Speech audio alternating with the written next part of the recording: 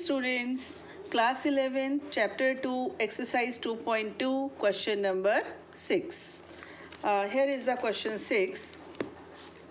See, determine the domain and range of the relation R defined by R is equal to x plus 5 such that x belongs to 0, 1, 2, 3, 4 and 5. ठीक है, इसको हिंदी में देख लेते हैं. Question number 6. R is equal to x, x plus 1 such that x belongs to 0, 1, 2, 3, 4, 5 द्वारा परिभाषित संबंध R के प्रांत और परिसर ज्ञात कीजिए. ठीक है, ये जो रिलेशन यहाँ से बनने वाला है उसके प्रांत यानी कि डोमेन और परिसर यानी कि रेंज आपको बतानी है. ठीक है, क्वेश्चन ये है आपका. बच्चों पहले ये बताओ, आपको 11th के मैथ्स में मज़ा आ रहा है? You must enjoy. जो भी चीज़ आपने अपनी पसंद से ली है आपको उसको एन्जॉय करना चाहिए, है ना. और कुछ भी टफ नहीं होता, कुछ भी नहीं. और मैथ्स जैसा तो इंटरेस्टिंग चीज़ ही कुछ नहीं है. चलिए रेडी. देखिए ये इस तरह से लिखा है आर, ये आपका सेट शुरू हुआ, ये आपके ब्रैकेट में रिलेशन. अच्छा, अभी तक हम क्या देखते थे कि यहाँ पे y होता था, है ना, x, y. और दो सेट्स भी दिए जाते थे, ए और बी या जो भी कोई भी पी क्यू कुछ भी. तो पहला एलिमेंट पहले सेट से होता था, दूसरा एलिमेंट दूसरे सेट से होता था और फिर यहाँ पर उसका रिलेशन लिखा जाता था. दैट मीन्स अगर ये सवाल सिंपल वे में होता तो ये एक्स वाई होता और यहाँ पर फिर लिख देते ये Y is equal to X plus 5 और एक्स बिलोंग्स टू ये और वाई बिलोंग्स टू ये, जो भी ये देते. ऐसे होता ना अभी तक जो हम पढ़ते आ रहे हैं. यहाँ इन्होंने सारे बंधन ही तोड़ दिए, हमको कोई सेट ही नहीं दिया कि आपको इससे उसमें कुछ नहीं, बस x belongs to this और relation of ordered pairs are is x, x plus 5, that's all.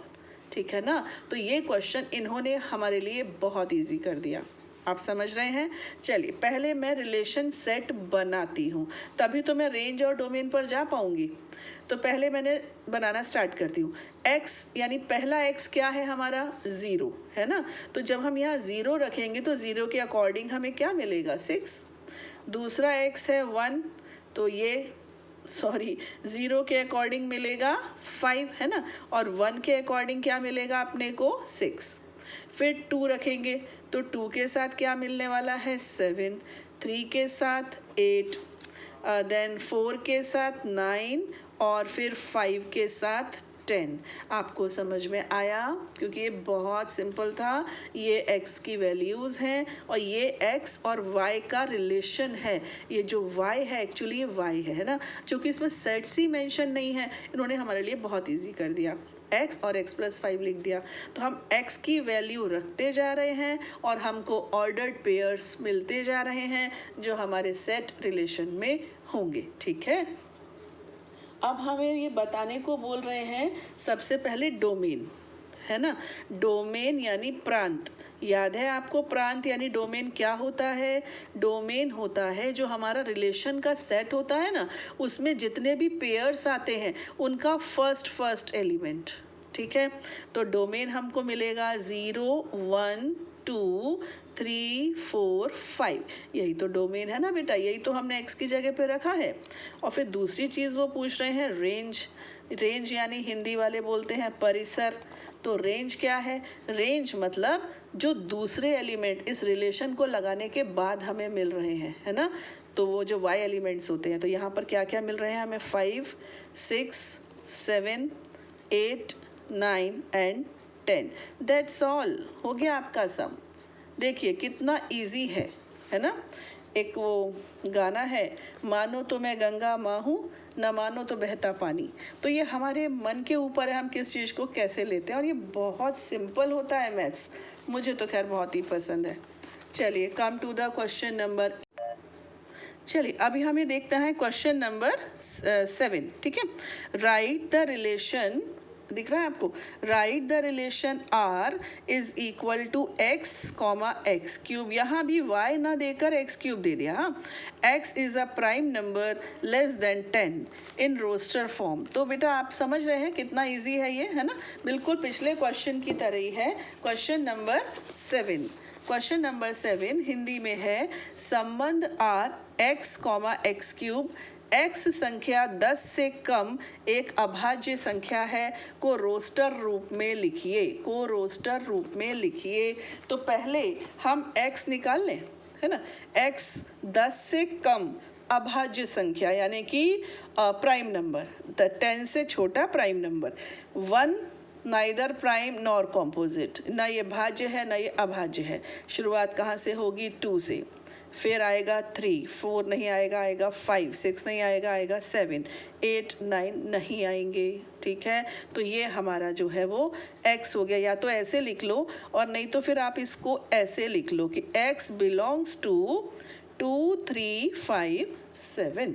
ठीक है, तो अभी बिल्कुल पिछले क्वेश्चन की तरह मुझे दिख रहा है। यहाँ पर कौन से एलिमेंट्स आने हैं आपको याद है? क्या था वो? x क्यूब था, है ना? तो फर्स्ट एलिमेंट अगर 2 है तो दूसरा होगा 8, अगर फर्स्ट एलिमेंट 3 है तो तीसरा होगा 20, दूसरा होगा 27, है ना? अब आपको क्यूब्स याद होने चाहिए। 5 का क्यूब 125, है ना? और फिर 7 का क्यूब क्या होगा? 343। Got it? तो ये आपका क्वेश्चन नंबर 7 गेट कंप्लीटेड। इससे ज़्यादा कुछ था ही नहीं उसमें। Now come to the question number 8. Let x is equal to let a is equal to x, y, z and b is equal to 1, 2. Find the number of relations from a to b.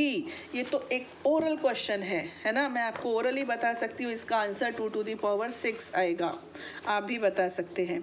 मान लीजिए कि a बराबर x Y Z और b बराबर 1, 2 है, 1, 2 comma a से b के संबंधों की संख्या ज्ञात कीजिए।